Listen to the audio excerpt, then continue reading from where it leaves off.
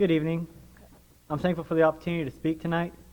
So I had a couple ideas on what I was going to do my lesson over, but Monday night I was watching the news and I saw a segment over somebody who did something nice for somebody else, and they called him a Good Samaritan. And this had me thinking, what exactly is a Good Samaritan? So, like most things I have a question about, I Google it. And Google defines a Good Samaritan as a charitable or helpful person. So now if you turn with me to Luke chapter 10,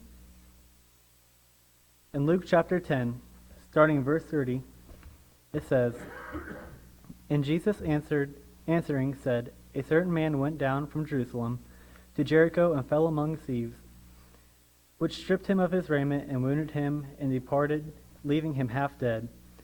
And by chance there came down a certain priest that way, and when he saw him, he passed by on the other side.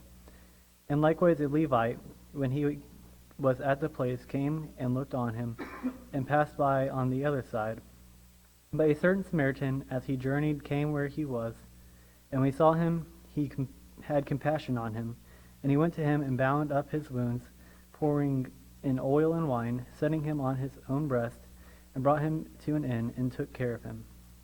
And on the morrow, when he departed, he took out 2 pence, and gave them to the host, and said unto him, Take care of him, and whatsoever thou spendest more, when I come again, I will repay thee. Which now of these things thinkest thou was neighbor unto him that fell among the thieves? And he said that he showed mercy on him. Then said Jesus unto him, Go and do likewise. I think we can all be like the Good Samaritan in our daily lives. Whether you're holding the door for a stranger, or you're picking up something that a stranger's dropped in the parking lot, we can each do small things in our lives.